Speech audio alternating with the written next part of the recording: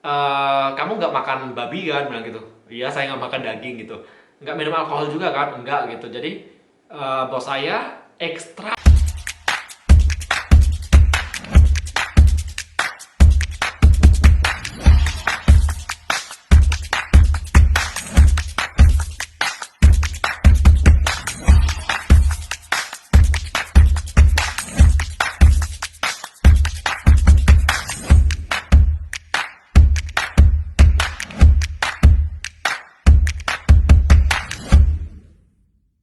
Halo semua, balik lagi di video saya. Dan di video ini saya akan menjawab beberapa pertanyaan dari subscriber saya atau netizen saya yang udah banyak sekali bertanya dengan satu tema ini. Temanya adalah, apakah kerja di Jerman bisa sholat atau diizinkan sholat, atau untuk yang pria apakah bisa sholat Jumat dan lain sebagainya. Pokoknya banyak sekali pertanyaan tersebut sehingga saya memutuskan untuk membuat video ini, jadi untuk memberitahu informasi atau sedikit klarifikasi bagaimana sih kalau kita sebagai umat muslim yang tinggal di Jerman dan kerja di Jerman, apakah diizinkan sholat, bagaimana caranya, terus kalau misalkan sholat Jumat gimana, kalau lebaran gimana. Di sini akan saya jelaskan berdasarkan pengalaman saya.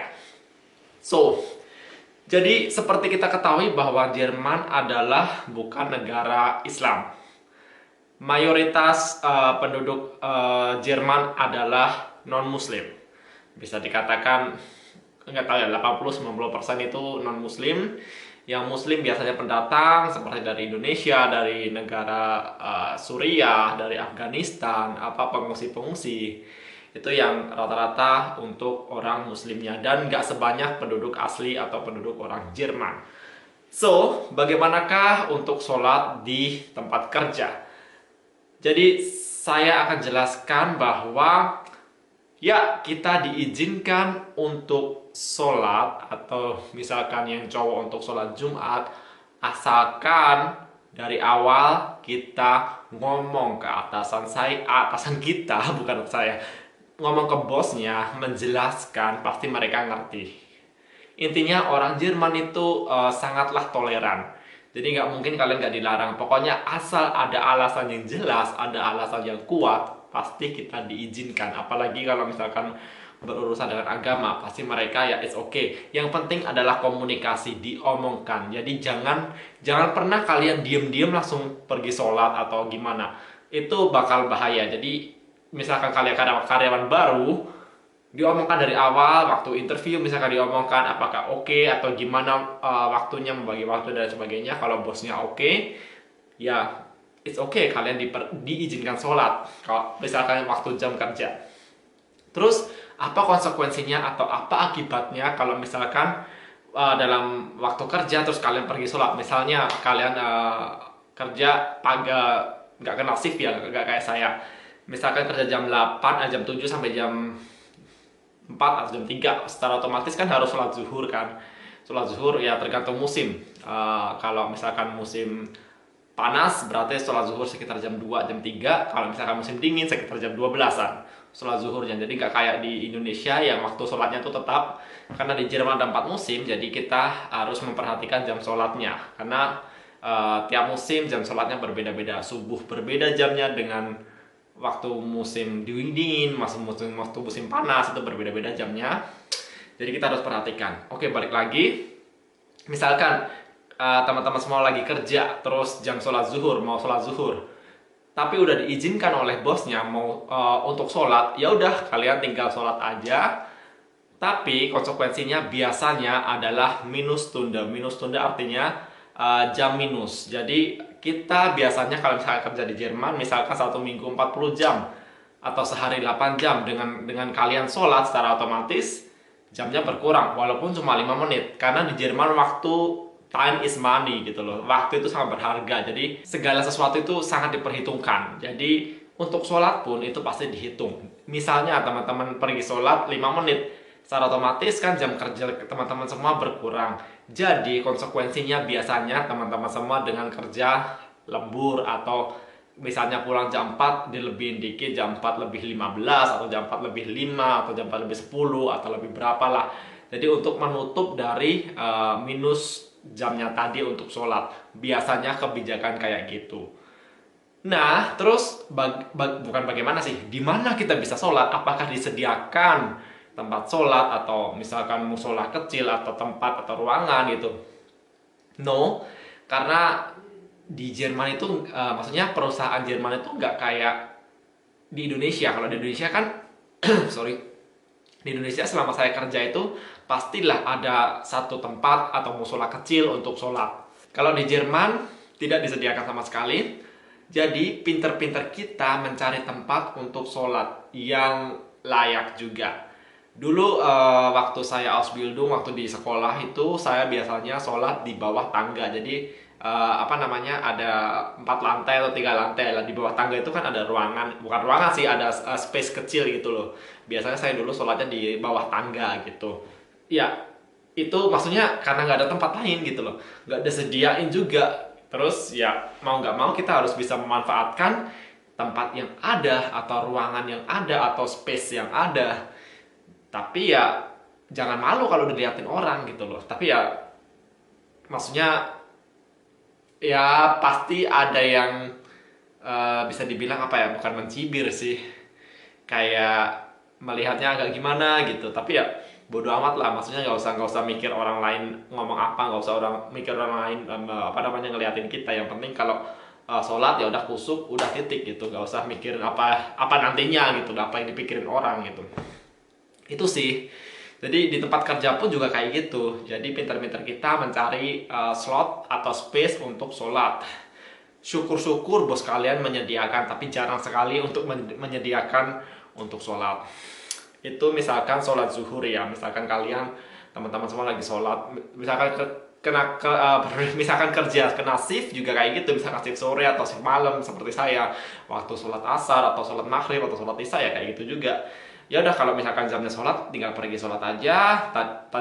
Biasa dihitung, misalkan tadi aku sholat jam 4:05 sampai jam 4:15, berarti kan 10 menit, berarti nanti otomatis pulangnya saya lebihin 10 menit buat menutup jam minus tadi gitu biasanya.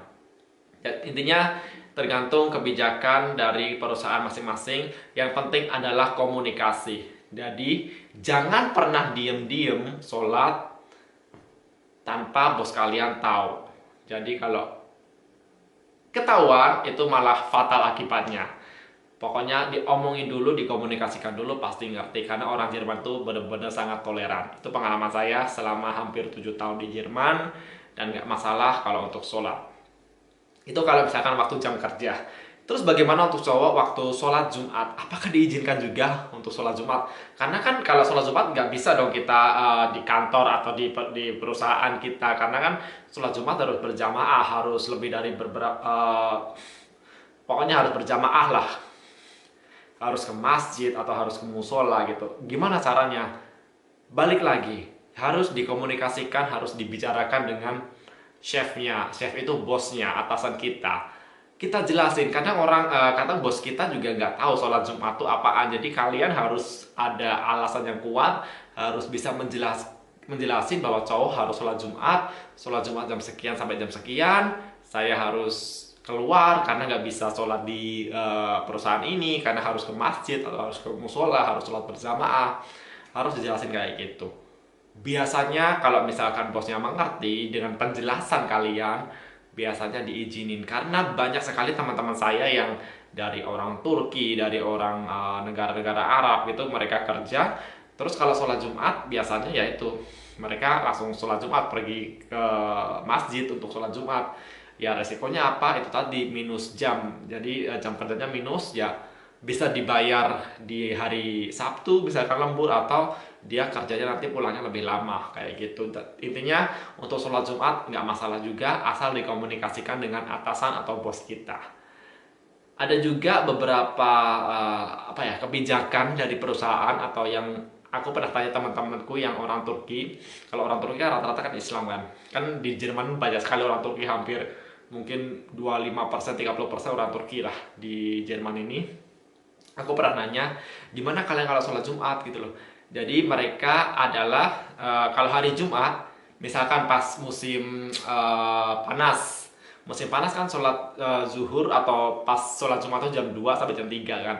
Ya udah, biasanya mereka pas hari Jumat mereka kerjanya cuma setengah hari. Jadi misalkan dari jam 7 sampai jam 12. Terus sisanya gimana? Sisanya mereka diakumulasikan ke hari misalkan hari Senin atau Selasa mereka tambah jam gitu. Jadi hari Jumatnya mereka pulang lebih awal karena nanti mau Jumatan, tapi di hari Senin dan Selasanya mereka kerjanya lebih lama. Biasanya kayak gitu dan diizinin juga oleh bosnya.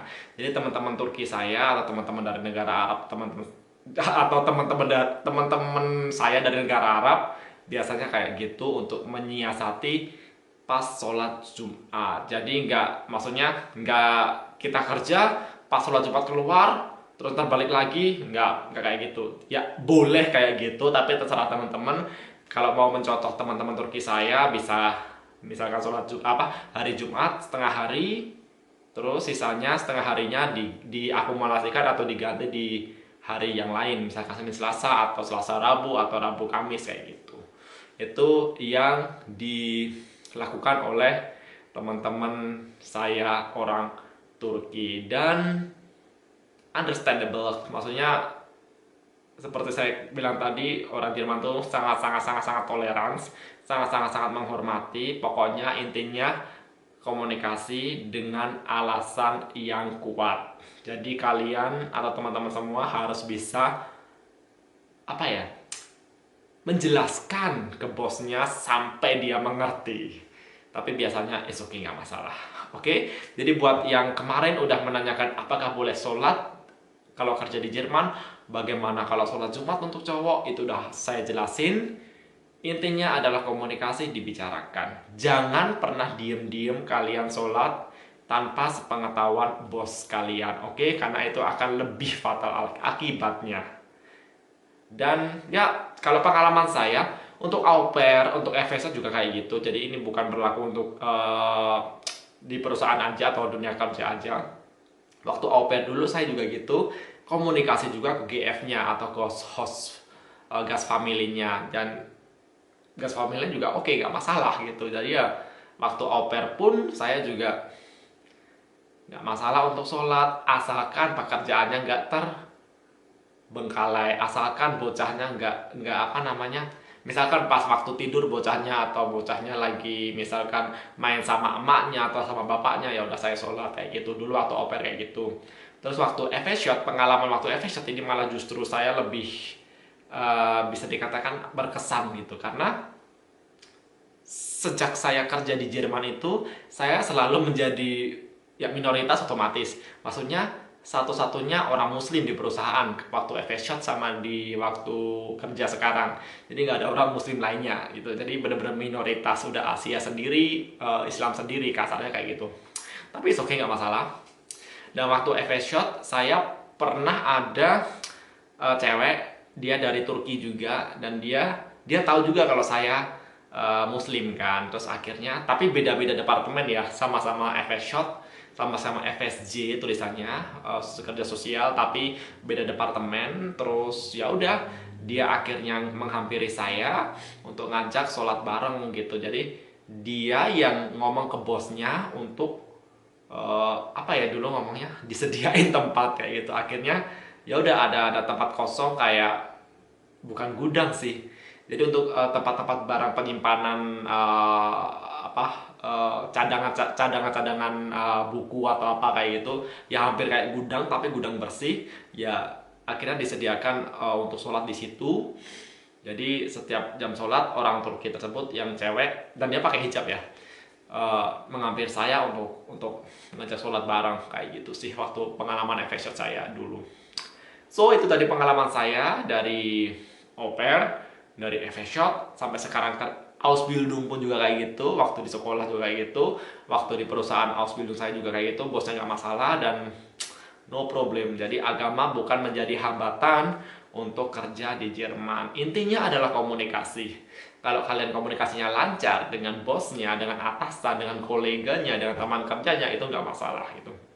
Justru saya dulu malah ada pengalaman waktu Ausbildung ya. Kan bos saya tuh tahu kalau saya muslim. Dan tapi ini nggak ngomongin sholat. Jadi waktu acara apa namanya Natalan. Jadi karena di Jerman nggak ada Lebaran kan, ada Natalan. Jadi waktu acara Natal itu biasanya ada namanya Weihnachtsfeier. Weihnachtsfeier itu kayak apa ya bahasa Indonesianya ya? Malam perayaan Natal lah gitu loh. Jadi kayak family gathering gitu. Jadi sebelum Natal ada makan-makan, ada pokoknya ngajak keluarganya kumpul-kumpul bareng kayak gitulah. Makan-makan intinya di restoran atau di nyewa di hotel kayak gitu.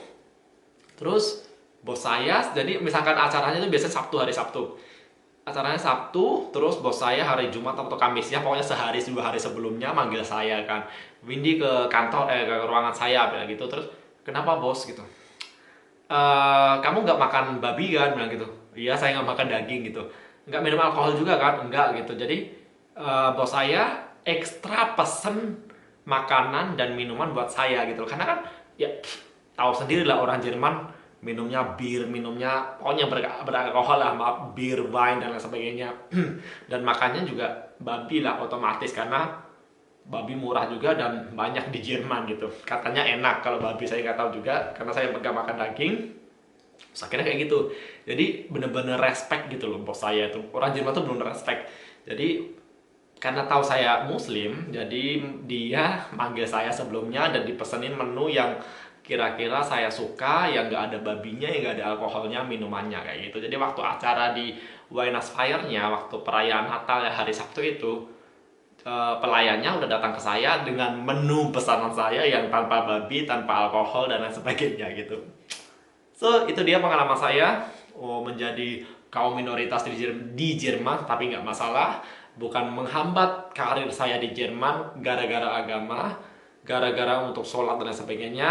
Intinya adalah saya udah berulang kali mengatakan di video ini komunikasi, dijelasin ke atasan kita bagaimanakah kondisi situasi agama kita gitu loh.